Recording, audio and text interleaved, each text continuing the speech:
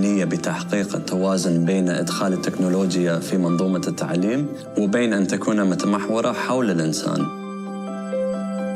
Fostering a lifelong love for learning is one of the greatest gifts that we can offer our children. We prepare for a future that is always moving by having a growth mindset.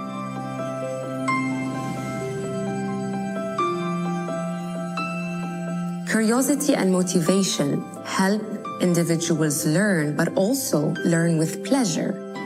Curiosity is the driving force for learning. Motivation wakes up the brain of a child and helps them receive information that can be consolidated. And when we show children that learning can also occur from mistakes, then children will feel more resilient. Collaboration, group work, hands-on experiments that stimulate sensory experiences. These are all skills that could not be replaced by any type of technological device.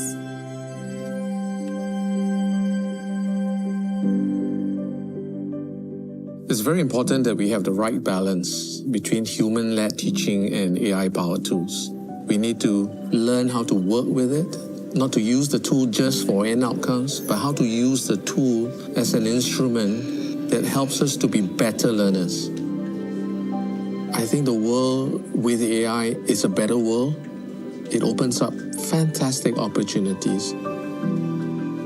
Beyond the classroom setting, you have tools that can adapt to how a student is learning. And I think that's a fantastic opportunity, is democratizing learning for the students.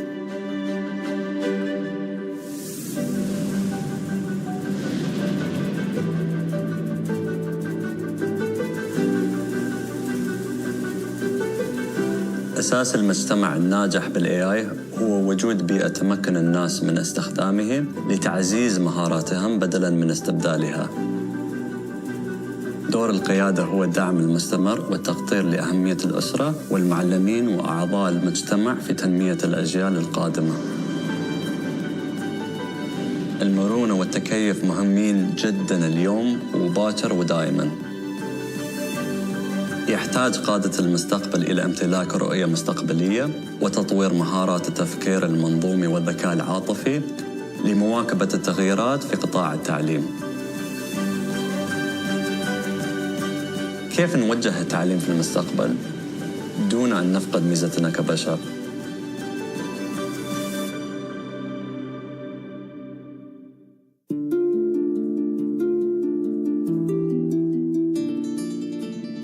بسم الله الرحمن الرحيم. سمو الشيخ محمد بن زايد آل نهيان، سمو الشيوخ، أصحاب المعالي والسعادة، السلام عليكم ورحمة الله وبركاته. يسعدني اليوم أن أرحب بكم وأبارك لكم هذا الشهر الفضيل. ستكون هذه الجلسة باللغة الإنجليزية، فاسمحوا لي الآن أن أكمل الحديث بهذه اللغة. Your Highnesses, Excellencies, esteemed guests, it is truly an honor to be amongst you today, moderating this exciting session titled A Learning Mindset, Curiosity and Innovation for Tomorrow. My name is Maryam Ahmed Hassani, and I am the head of Trends and Innovation at the Abu Dhabi Early Childhood Authority, where I have the privilege of advancing the early childhood development space by empowering and investing in the startup ecosystem, as well as driving the thoughtful adoption of AI and emerging technologies through human-centric design. Today's session will explore how we can cultivate infinite learning ecosystems, one that provides value for all, and individuals can thrive through continuous upskilling and adaptation. We are honored to welcome our esteemed speaker, Katya Serpernhan, who is an internationally recognized learning strategist, author, and founder of Habit of Improvement and School EDU, as well as the co-founder of the Learning Mindset organization, who will share her key insights with us today.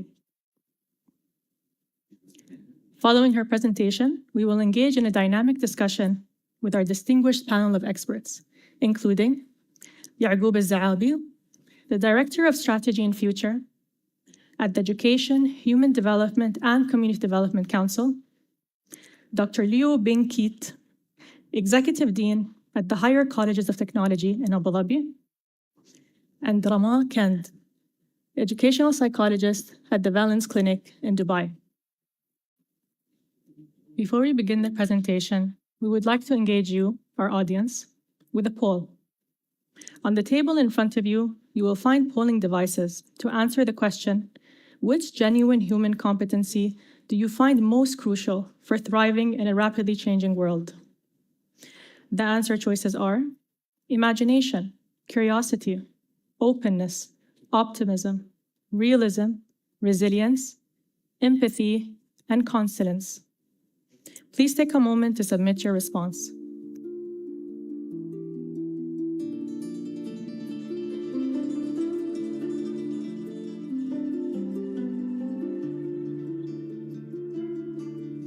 And now, to deliver her remarks, Katya, the stage is yours. Hello, Your Highness, Your Excellencies, ladies, gentlemen, and I'm very surprised, the youth. Welcome. I hope to inspire you with a learning mindset to build this thriving learning ecosystem.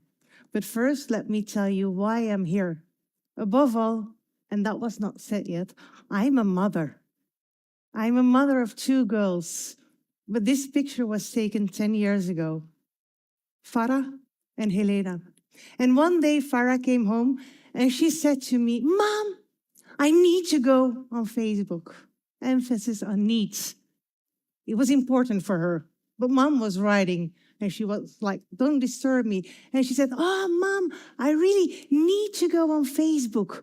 I said, "No, you can't." "Ah, Mom, you're so old." Remind me 10 years ago, "You're so old. You don't understand our world." In my world, she said, we want to be connected all the time. We want to share stuff. You know what? We want to learn together. All my friends, they make their homework and tasks for school together. And because of you, I can't connect with them. So soon my grades will be lower than theirs. And that's your fault. What are you going to do about it? This is 10 years ago. And she reminded me that I am old if I don't grow into their world, if I don't see the future through their eyes. So this is what I want to share with you, the journey. And I also want to provoke you a little bit with some technologies, because I have seen over 17,000 children around the globe to get confirmation that I'm indeed really old. Because when I ask them, how do you want to learn? They say, we don't want to learn. Lifelong learning, it feels like this tournament. It never stops. Every time we think we achieved an exam, they tell us we have to go over it again. We have to go to trainings. It never stops. Can't we just have something, a device that pumps the knowledge in our head when we need it? And I was like, yeah, that might be a good idea. And in 2016, I saw this image. And I thought, this is it. And I started doing a little bit of research. This was actually the beginning of Neuralink. Okay, I was a little bit scared because Neuralink said that I actually wanted to drill a hole in my brain and put some kind of a chip in there that would help me to learn better, but also that they actually could control me. So I was like, not really sure. But now fast forward, 2025, Neuralink is out there in a year, accessible for everybody. And they're not alone anymore. If we look at other brain-computer interfaces, we see that they already have chips that they bring into your veins, so they don't have to drill a hole in your brain. Well, I'm going to tell you something.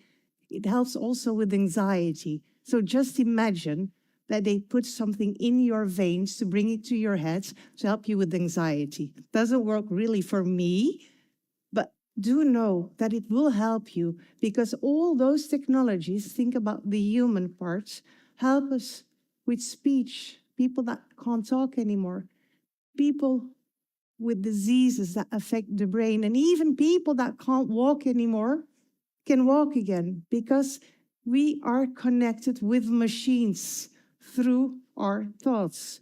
This is the future. And I'm also looking into what this can do for study and maybe less invasive. And alter ego is one of these devices. It is a device that actually looks a little bit on the tool that I'm using to speak.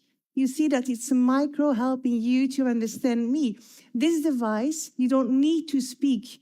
You think the words in your mouth and it connects to your phone, for example. But it can also help you, for example, when you have an exam and you just whisper the question in your mouth and it comes in your ear. You see your future? Looks quite good, I think.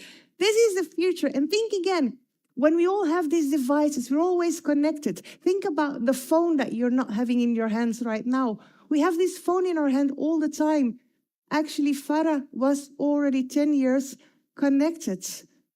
We are already all part of these superminds, a symbiosis of humans and machines working, learning, collaborating together. It is a reality. I took this picture in 2020 at Dubai Expo, a pavilion dedicated to the symbiosis of humans and machine.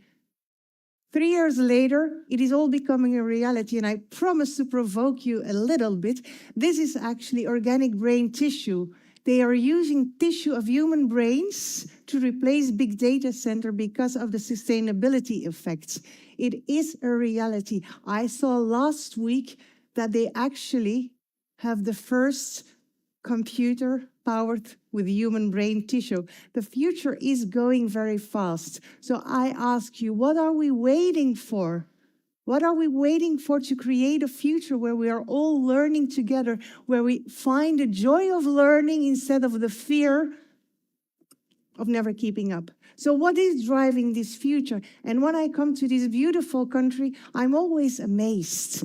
You are already driving the future of work, also taking into account sustainability, which is more than only the environment. The Sustainable Development Goals is also about learning. Everybody has the right to learn.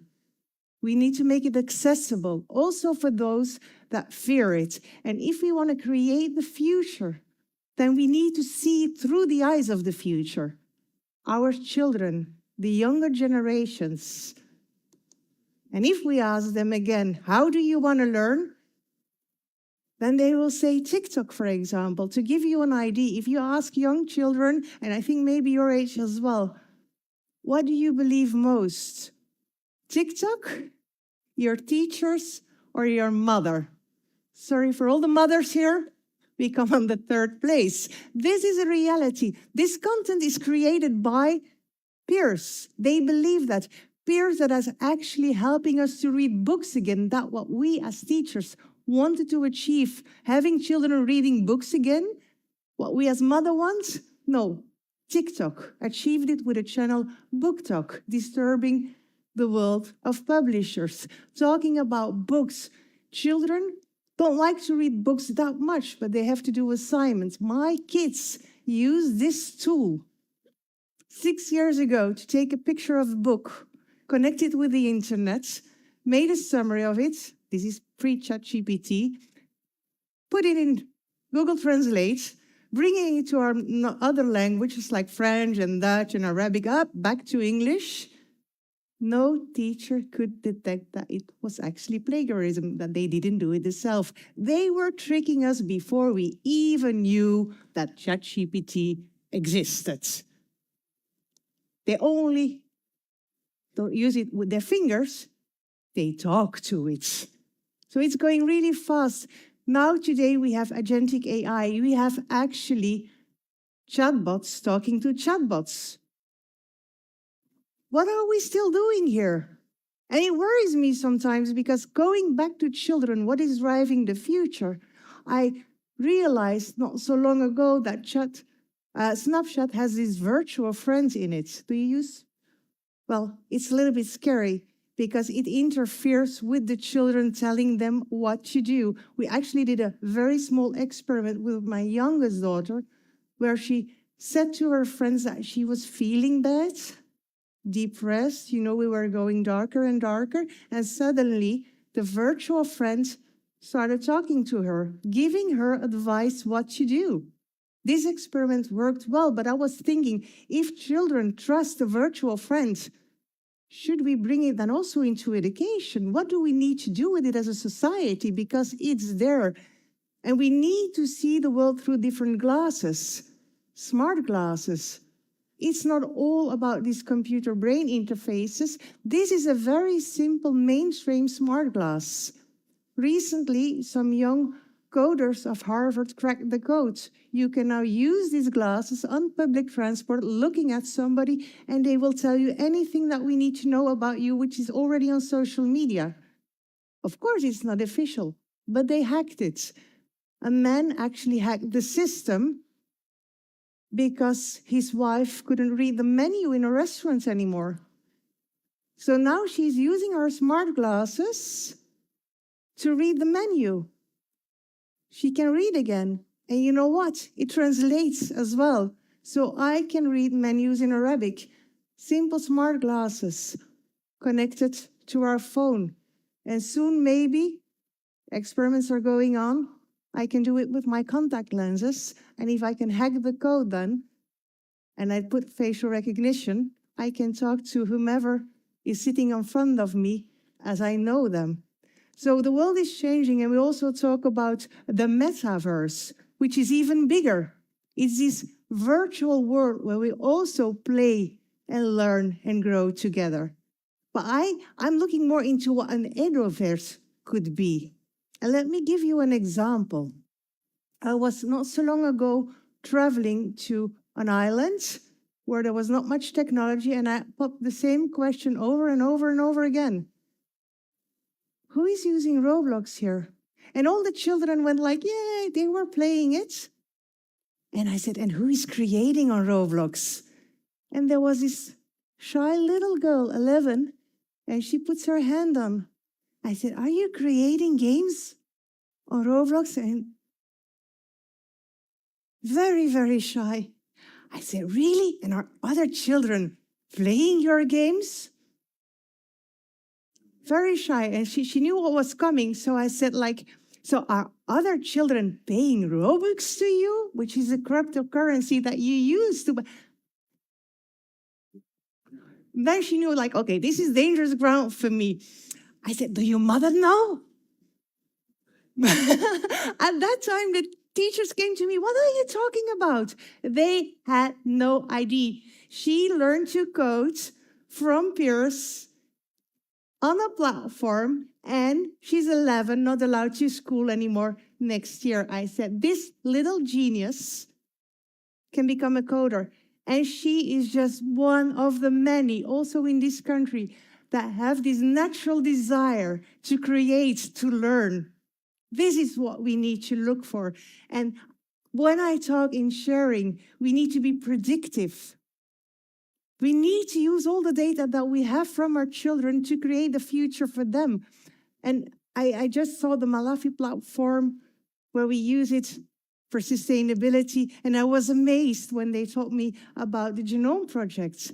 But what if we can create something the same for learning, that we start all loving learning because it's tailored to our needs, our feelings, bringing me to becoming more human again. In all these times of technology, feel the joy of learning like we did as a toddler, without fear, with curiosity of what the world could bring us. Being allowed to say why in school without being labeled as you know what. No, admire it. Imagination, seeing a future that is not yet there. This is one of the things that I admire so much about this country. Openness, which is critical thinking, but with an open attitude, without the negativities. Openness for being different, working with different people, being optimistic that yes, it is difficult, but if we all work and learn together, it is possible, with realism. Realism that failing is okay. Actually, sometimes we learn more from the failing if we can openly discuss it, if we are curious to understand what we can do different next time. This is building resilience, which is hardly needed, but resilience can also be blocking away everything that can hurt you. So I also urge you for empathy. And empathy, and I will come back to that when I talk in my last part on leadership, is more than compassion alone. And moreover, I like to talk about consilience. Consilience is the power to see connections with two things that seemingly are not connected. This is my daughter at the age of 6 saying, "Oh, shall I become a ballerina or a coder?" It's the same. It's about algorithms.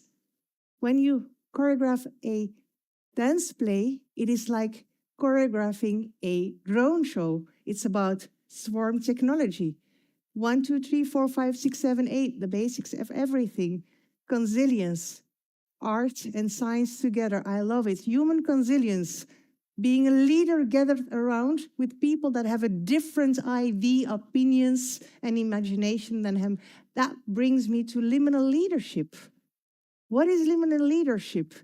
It is being a learning leader, me loving change and inspiring others, using this positiveness, neuromirons, to bring others into change.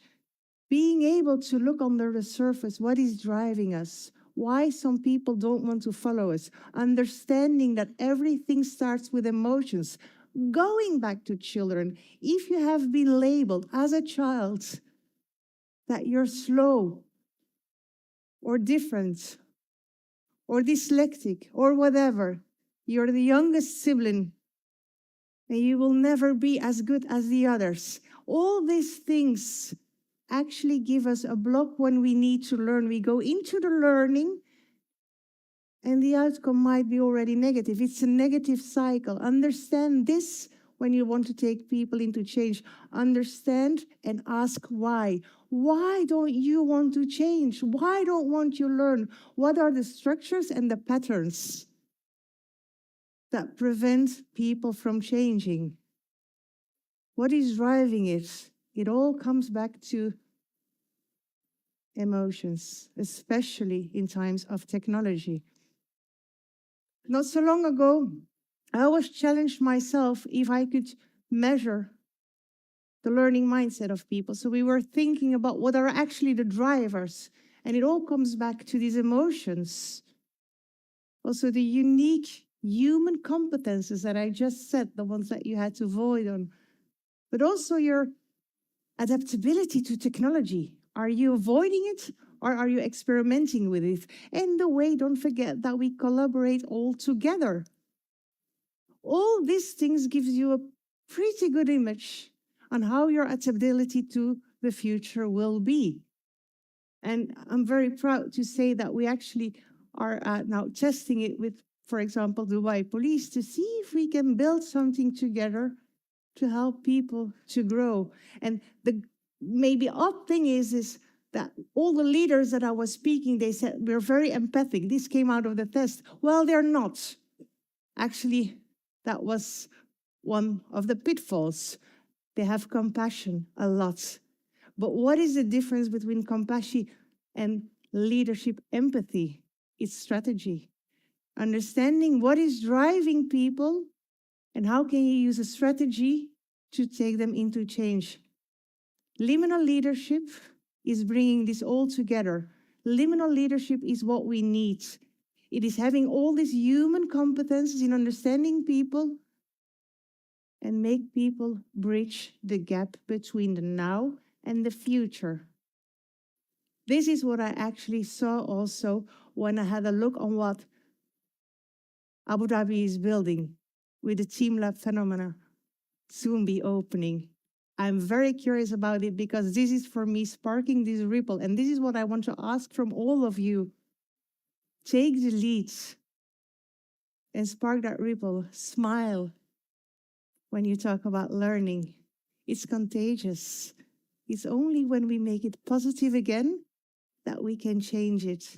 So I want to give you my last 3 tips for the future.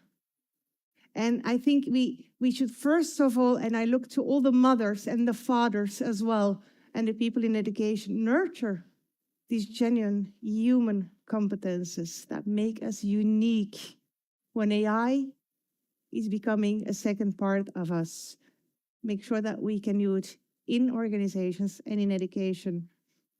Develop liminal leadership based on this leadership empathy to close the gap between the generations, to boost this learning mindset within everybody around you. And last but not least, and I see this already happening in this country, look for new innovations, technologies that are already used by the younger generations to make sure that we share knowledge and that we learn. Build learning and technology into the strategy of your company and society to create this infinite learning ecosystem that we're all part of. Thank you.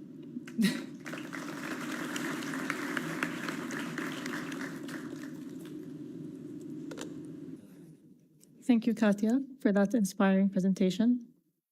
And now, to begin our discussion with Ya'qub al-Za'abi.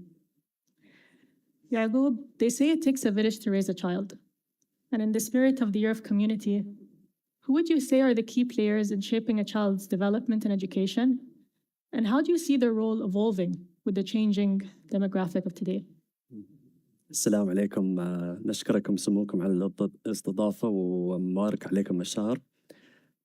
Thank you, Mariam, for the question. And I can't overstate how relevant this is to some of the changes or shifts that are happening in the UAE sectors today. So before I answer your question, I just wanted to tell you a little bit about these paradigm shifts that are happening and then go back into those key players.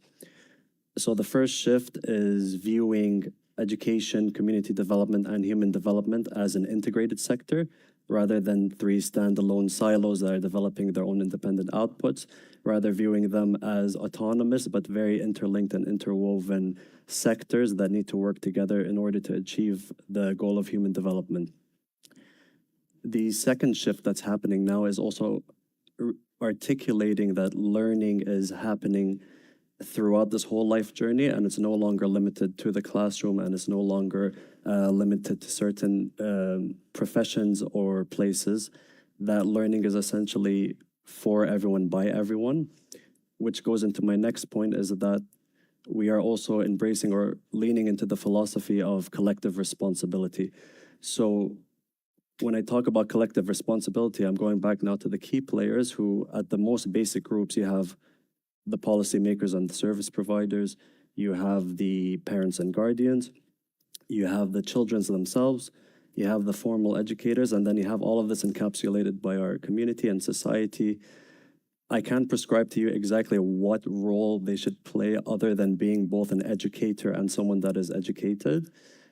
What exactly they are teaching or being taught is all going to be dependent on to what narrative are we building with our relationship to technology and AI. So, for example, are we saying that we want to maintain human centricity in an AI prevalent world? Do we want to value curiosity and value the learning journey and love that learning journey more than the learning outputs itself? And then once we can find that strong foundation for our relationship with AI and how it's going to enable us to achieve our vision, then we could all rally behind that, we could all align behind that, and then it becomes clear as a policymaker, how am I enabling my schools, my teachers, my communities to actually exemplify and embrace this narrative so that it has almost this compounding effect for the wider society, and that it no longer becomes a hands-on approach, but rather an implicit approach because it's been built into our policies, our strategies, and our everyday narrative.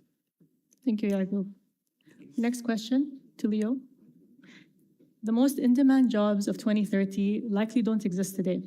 So how can higher education prepare students for an unpredictable future? Let me just start by thanking Your Highness for being part of this panel. I'll answer that question in 2 parts, really. As an institution of higher learning, we obviously are tasked to prepare a nation for what it needs in terms of its manpower needs. And so if you look at 2030, which is not too far away, 5 years, and I asked GPT the question, what job roles do we envisage in the next 5 years? And here, and as I tell you these job roles that it told me, think about the competencies, if you like, of these job roles. One of the job roles it said was to be an AI ethics auditor. I'm not sure how many AI ethics auditors are there here. It also told me about having metaverse architects or a quantum computing programmer. And one that was interesting was a digital detox therapist. And if I may add, being in higher education, maybe the role of a learning architect, right? That the teacher is not just about, a one-directional way of teaching. It's about, how you engage students, especially in the age of technology. So if you think about the competencies, there are a few things that are quite... Technology will be front and center. We need to teach students to be digitally literate, AI literate, how to work with technology. The students need to know how to work across boundaries and not in silos, cross-disciplinary. That's increasingly important. But as you know, there are certain skills that are going to be, if I may say, lifelong, that we still need them to be critical thinkers. We need them to be able to solve problems in creative ways. We need our students to be good communicators, right? Good collaborators. We need them also to be resilient, right? And agile in times of adversity. So as an institution of higher learning, how do we prepare our students precisely in those areas, right? In technology, in lifelong skills, and being cross-disciplinary as well. Thank you.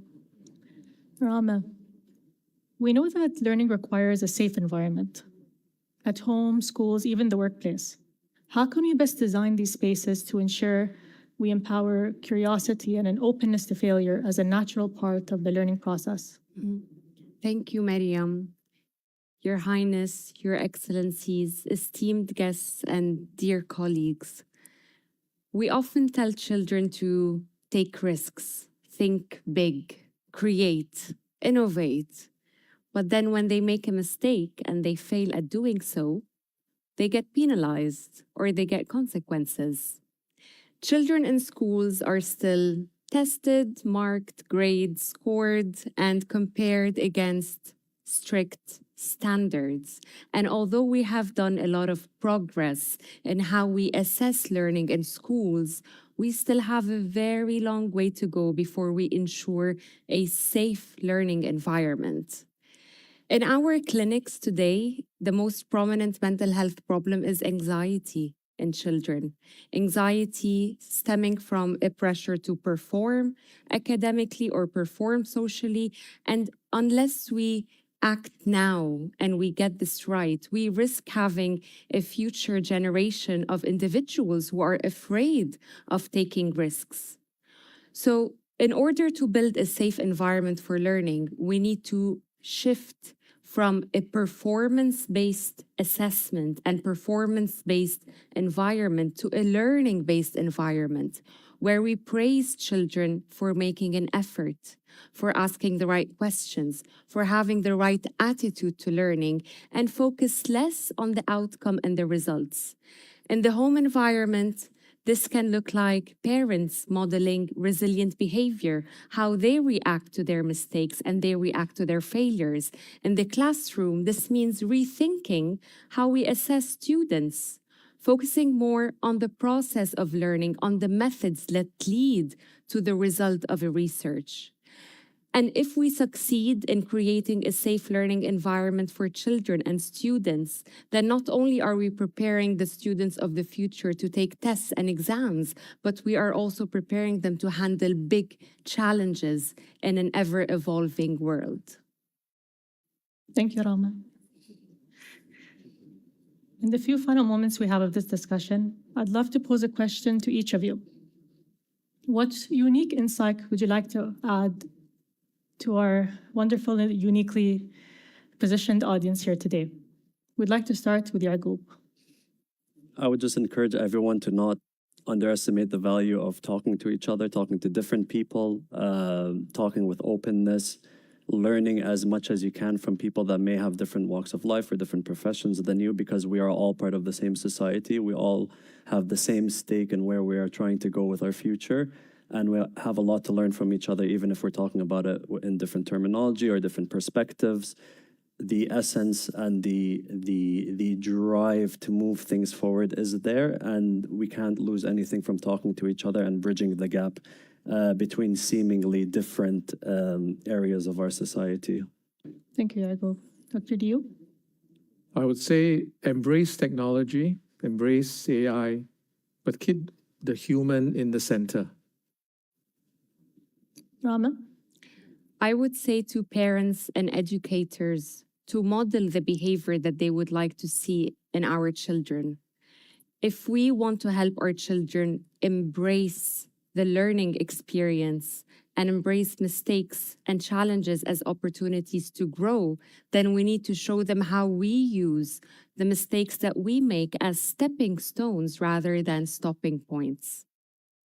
Thank you. And now finally, Katya, would you be so kind as to reveal the results of the poll? Well, I'm curious, but that's apparently my middle name. And as I said before, curious would be very high. Of course, I know it was in the title, so we were actually building on your mindset.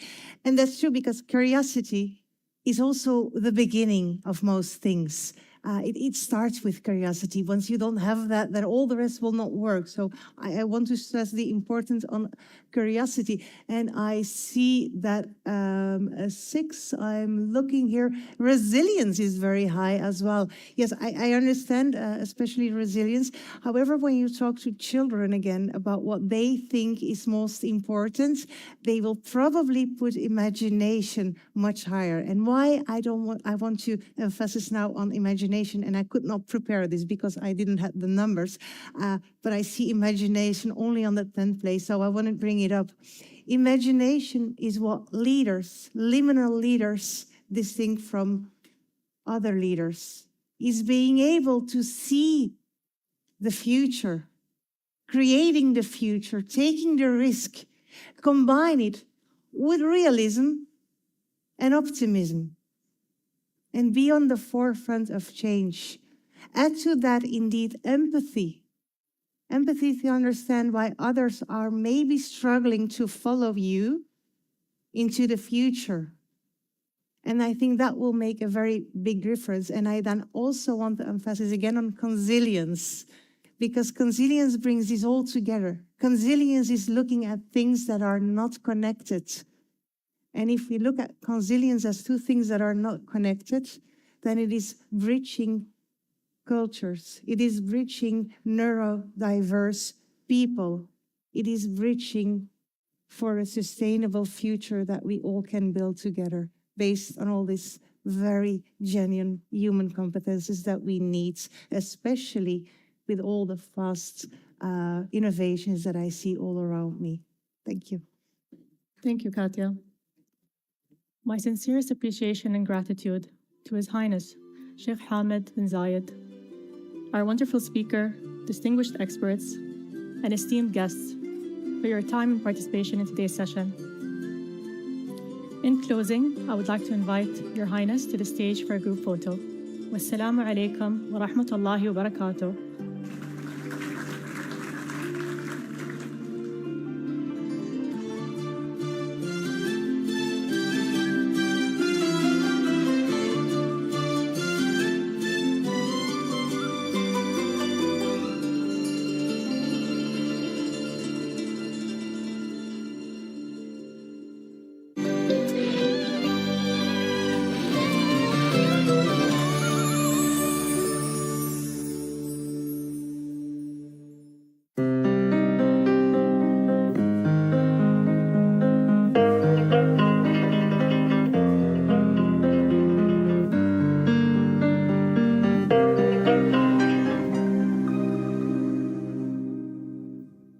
مرحبا بكم في سلسلة ومضة فقهية اللي يقدمها لكم مركز جامع الشيخ زايد الكبير.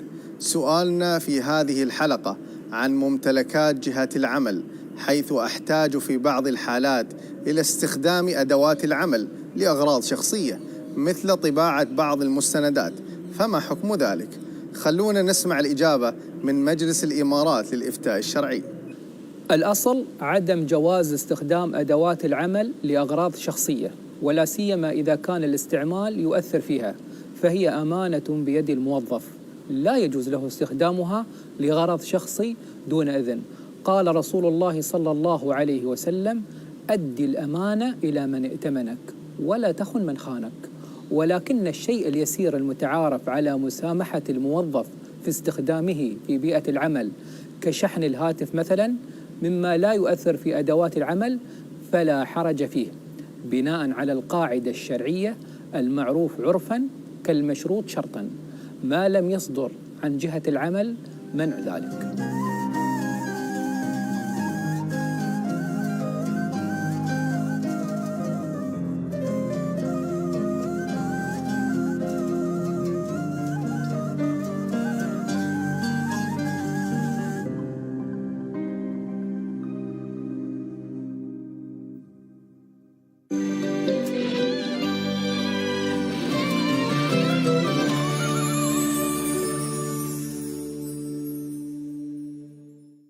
كلنا تعودنا أن يكون في بيوتنا حصالة نجمع فيها عشان نشتري شيء معين.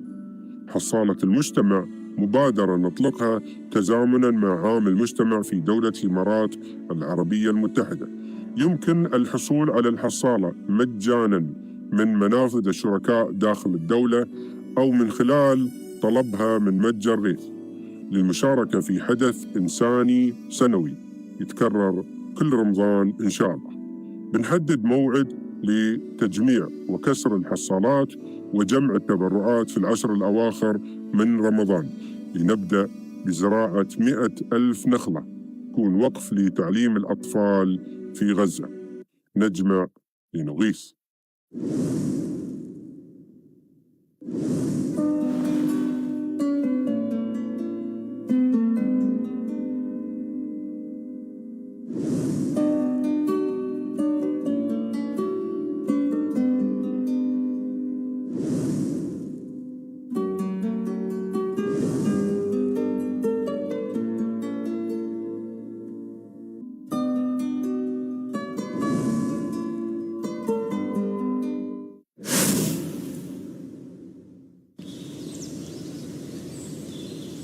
عليك لا تحاتين، انت صديقة عمر، واذا انا ما ساعدك منو بيساعدك؟ لا تحاتين، ان شاء الله انا بكلم اهلي واصدقائي والمتابعين في السوشيال ميديا، وان شاء الله بنحاول نجمع المبلغ المطلوب وزياده بعد. لا تحاتين، ان شاء الله الامور بتتيسر.